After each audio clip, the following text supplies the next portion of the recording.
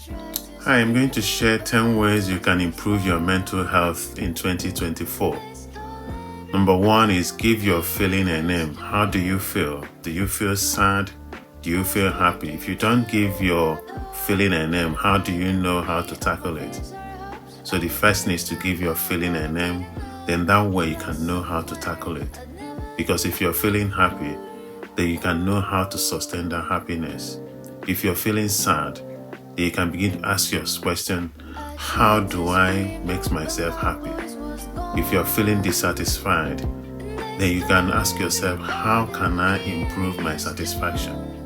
Number two is give your mental health a name also. So sometimes people are going through different mental health issues and they don't even know what they're going through. They don't know whether they're depressed. They don't know whether it is anxiety. You see, until you know whether your mental health issue is anxiety related or depression or whatever it is, there is no way you will know how to tackle it. So that means sometimes you have to go and see your GP or your mental health personnel or a counselor to give your mental health a name. Number three is find meaning in everyday activities. He said we rush about so much, we plan so much, we're in a fast-paced environment, and sometimes we don't even find meaning in what we're doing. What is that job that you're doing? What is that thing? Are you a mom at home? Give what you're doing a meaning. Value what you're doing. Value your contribution, whether at home or at work or wherever you are. So give that thing you're doing, give it a meaning, and that is very important. Number four is try meditating wherever you are. He said people, when they talk of meditation, we think about closing our eyes and mumbling something. No, you can actually meditate whether at work or in a bus or when doing your break time or at home when you're sitting and you're just taking a deep breath, closing your eyes and just allowing yourself to breathe and to reason. Number five is allow yourself to grieve small losses. We do encounter losses. I'm not talking about somebody dying or losing our beloved pet or losing our car. Sometimes these are small losses. Maybe you have planned to go somewhere and for some reason it didn't pan out the way you are or the way you have planned it. That is a small loss.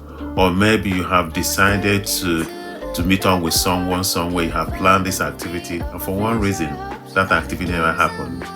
It is a loss. It is something that has hurt you.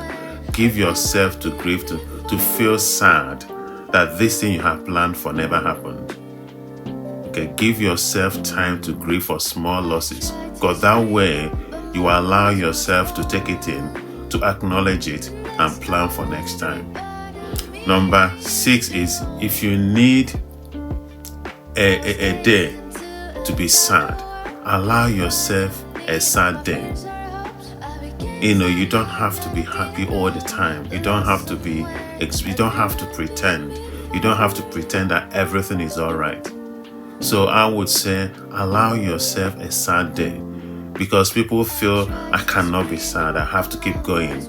People are relying on me. People are depending on me. No, you have to have a day. If you feel sad, that's fair, that's fine, that is understandable. Allow yourself that day where you feel sad for one reason or the other. The other thing I will also mention as number 7 is write down what is bothering you, especially when you are approaching your bedtime. So what is that thing that is disturbing you? Is it your finances? Is it relationship issues? Is it something that you need to do? Is it a project that you're planning? Write it down, because sometimes these things we are pondering and ruminating and wondering about it, and we go to bed and our mind is still going on and on and on, and before you know it is 1 a.m. or 2 a.m. and we just cannot sleep. So whatever that is bothering you, especially as you near your bedtime, please write it down. Number 8 is dwell on boring stuff. Sometimes we'll think, all I do is cook, or all I do is take children to school, all I do is dwell on those little things that are boring stuff. Dwell, if sometimes we are looking out of the window and we are counting the cars or counting people walking by. If we consciously appreciate the fact that we can stand on the window and appreciate the cars go by, that is actually good for your mental health. It gives you a kind of grounding that you will be surprised if you consciously rely on that grounding. So dwell on small stuff. I would say, what some people will call it, dwell on counting the sheep. That things we think is so boring. Dwell on it. Enjoy doing the boring stuff. And number 9 is, if you can, give somebody something. Give back. Okay, if you can, give back. There's nothing so fulfilling is in giving back. I know sometimes when we talk of giving back, people think it's all money. No, it's time. Sometimes you haven't got time, but maybe somebody has said, oh, can we catch up? Or somebody has said, oh, can you give me 5 minutes of your time? That person needs your time. It means that if you have given them time to listen to them, to talk to them, to encourage them, or to have a cup of tea with them, they are the one that have prompted you to stop. So you are giving your time, not just your money. You might be money. So all the little giving back also improves your mental health. And number 10, finally, is give yourself a break. In 2024, there is so much apprehension. There's so much of what is going to happen. Give yourself time to stop and have a breather. Give yourself time to stop and appreciate yourself. Appreciate the fact that you are alive. Appreciate the fact that you made it to 2024. Appreciate the fact that you have plans for 2024. Maybe you haven't got plans, but the fact that you have found yourself to be able to enter into 2024 is a big achievement. It's a starting point.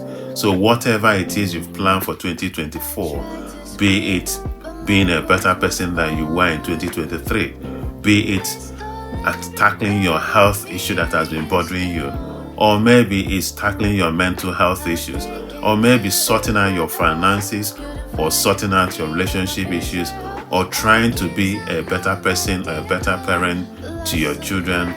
Those are the things, if you give yourself a break, you'll be able to reflect and plan.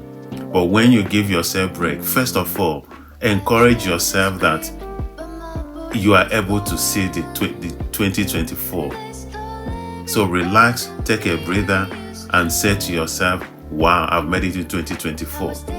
So thank you for watching, and I hope this has been very useful to you. So as you enter into the new year, may the 2024 be a great time for you. Thank you, and goodbye for now. And also, if you haven't subscribed, please hit the notification bell, subscribe, and also share, because somebody might find this very useful. Thank you, and goodbye.